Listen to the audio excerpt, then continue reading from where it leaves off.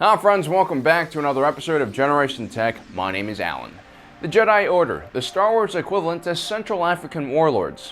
Think about it, they routinely kidnap children, train them to kill, and then send them off to war at an extremely young age. And you know what? Okay, maybe not. Unlike the Central African warlords, the Jedi Order actually is funded by taxpayer money, which makes it worse.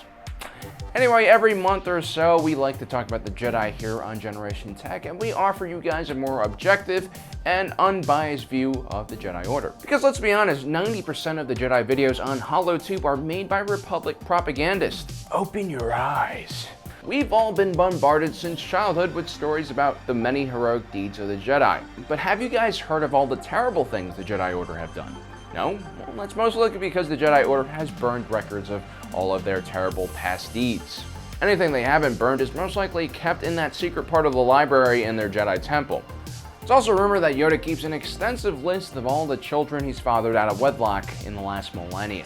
Got tears, got blood, got sweat leaking out of the pen. Your fate not setting the trend. There's a lot of names on that list. I mean, it's very hard for a woman to resist Yoda's moves. Plus, he has that whole Force persuasion thing. Hashtag me too. Not setting the trend. We never listen to them. It's like. Anyway, that's not even the worst thing the Jedi Order has done in its history. I know this because I have a list of 10 things that are even worse in this video. Legally speaking, the Jedi were given permission to take into custody any Force-sensitive entity that they ran into in the Republic. This was a very vague and all-encompassing power that made the Jedi Acquisition Department extremely powerful. And that power for the longest time wasn't all that regulated. It wasn't until the Ruusan Reformation that the Jedi recruiters had standardized their procedure. Before that, how aggressively they recruited all depended on the Jedi Order's demand. During periods of peace, Jedi recruiters would oftentimes ask permission from the parents before taking their children, but during the many great Sith and Jedi wars, recruiters oftentimes acted swiftly in order to keep Force-sensitive children out of the hands of Sith recruiters. Now, for those of us who only know about the original trilogy and the prequel trilogy, you've never really seen the devastation that only a large-scale battle featuring a huge amount of Force users can do. On this kind of battlefield, being a Force user doesn't make you special or guarantee that you'll live. And during desperate times like the new Sith War, the Jedi were dying in the thousands, and recruiters were basically conscripting everyone they saw, even if they didn't meet the normal guidelines for recruitment. This meant they recruited individuals who didn't have high enough midichlorian counts. It also meant that they recruited mentally unstable individuals or individuals who had dark side tendencies. There was also no age limit at the time either, so Force-sensitive adults were being recruited along with all of their baggage. More worryingly, during times of crisis and warfare, Jedi recruiters fully embraced their right to basically recruit anyone they wanted to. This meant if an individual refused to join the Jedi, the recruiter could just kill them, stating that they feared that that individual would join the dark side if they didn't. Everyone knows about the time Anakin slaughtered a room full of chubby younglings, but technically he was already a Sith by the time he did that. Besides, Anakin was just following in the footsteps of other Jedi who understood that a cute innocent baby today could turn into a great potential menace in the future. 4,000 years before the Battle of Yavin, a secret group of 5 masters formed what was known as the Jedi Covenant. Their primary directive was to guard the galaxy from the return of the Sith by any means possible. One day, the masters had a shared vision of their own deaths and destruction of the Republic and Jedi Order. While each of their visions were different, they all had one shared element: an individual wearing a red environmental suit striking them down. That day, their Padawan also happened to be wearing a similar red environmental suit, which made them come to the very rational decision to kill their Padawan. And if that wasn't messed up enough, they set up an entire fake knighthood ceremony as a cover to lure the Padawan in. Now, if you strip away all the mystique surrounding the Jedi Order and the Jedi Masters, what you have are 5 individuals who happen to have the same hallucination and are now acting on that hallucination and planning to murder 5 innocent children.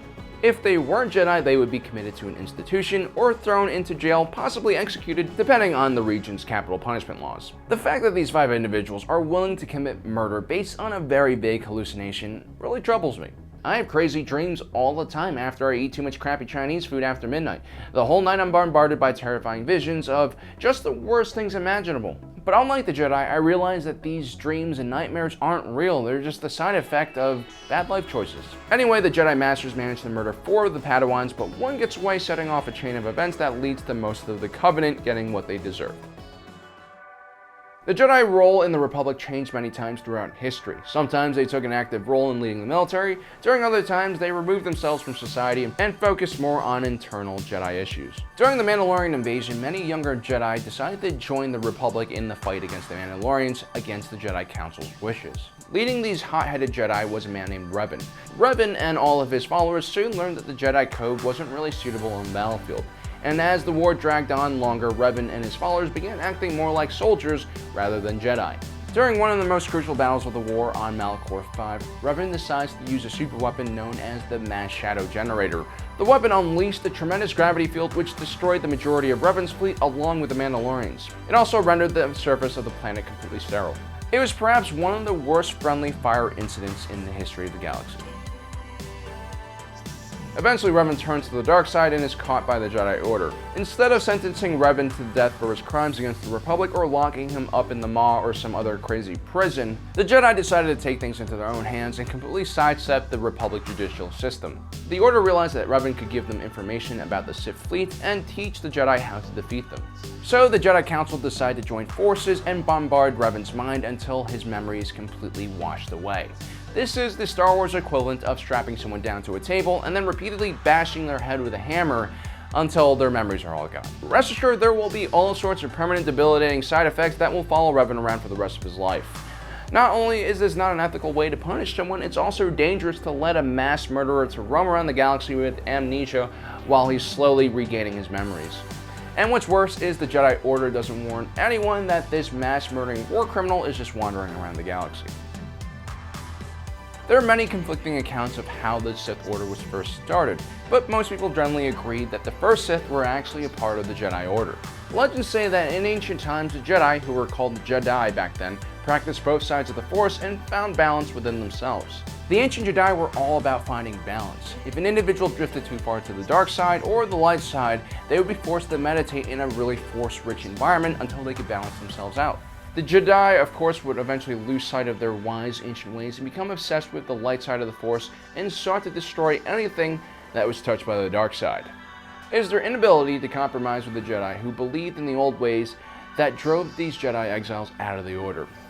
And as the Jedi Order became more extreme, so did the Sith, and eventually the two sides became so hostile that they would kill each other on sight.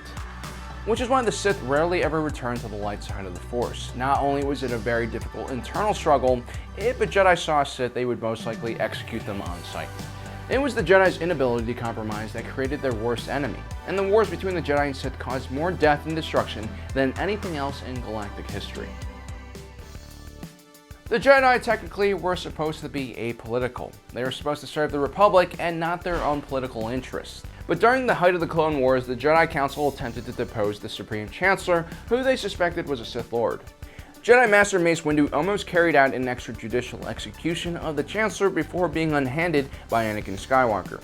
If we take a look at this from a very objective point of view, the Jedi were completely in the wrong for doing this. In a representative democracy, there are proper ways to question the executive branch's ability to lead through an impeachment process. It's up to the Senate or judicial branch to investigate the supposed wrongdoings of the accused party. By attempting to kill Palpatine themselves, they completely disregarded the very system they had sworn to protect. And in a democracy, precedent is everything. It just takes one coup to inspire hundreds of more illegal coups in the future. No matter what one's end goal is, they must act within the confines of the legal system. In Code 3613, the first-degree murder, a street judge. Let me guess. Life. Death. And besides, what exactly was Palpatine guilty of? Being a Sith isn't illegal. And did the Jedi even have proof that Palpatine was connected to the Separatist Alliance? Jedi were taught to detach themselves from emotions and feelings. While that made them more objective, it also made them less human. After all, here on Earth, a person who detaches themselves from all emotions and feelings could technically be labeled as a psychopath. When Qui-Gon Jinn decides to recruit Anakin Skywalker to the Jedi Order, he does so because he has something to gain from Anakin. Qui-Gon Jinn believes that the young boy is the chosen one. He recognizes that such a powerful Force user could be helpful to the Jedi Order. But Anakin was already 9 at the time, old enough to have developed certain worldviews, and certainly old enough to be attached to his mother. But the thing is, Qui-Gon Jinn only needed Anakin, and didn't have any use for Shmi. As a Jedi with supernatural powers, he could have easily walked out Watto and taken Shmi along with him. Jedi routinely act as if they're above the law. So why not save a woman from slavery? Surely the Jedi recognize that slavery is a terrible and evil thing. Plus, Shmi was totally down, Qui-Gon. She was totally down. And it was already too late to separate Anakin from his attachment to his mother, because not only was she a mother, she was a single mother with an only child, and that is a very special connection.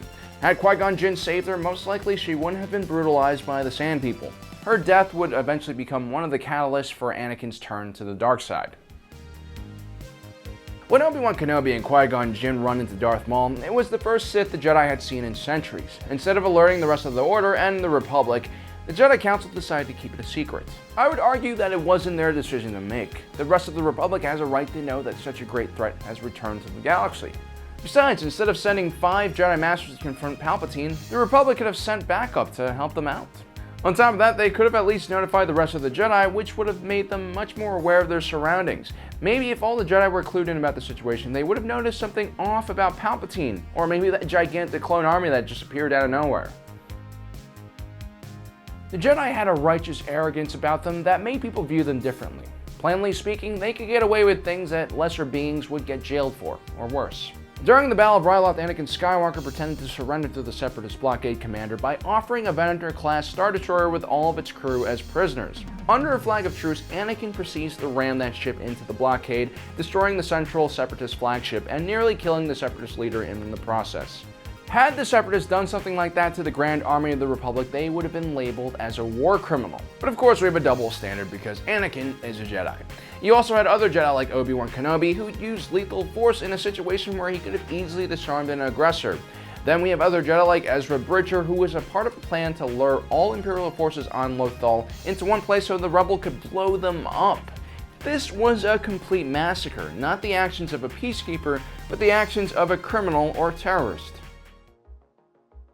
The appearance of the clone army from nowhere should have set off alarms, but very few Jedi seemed to question the orders of the Council.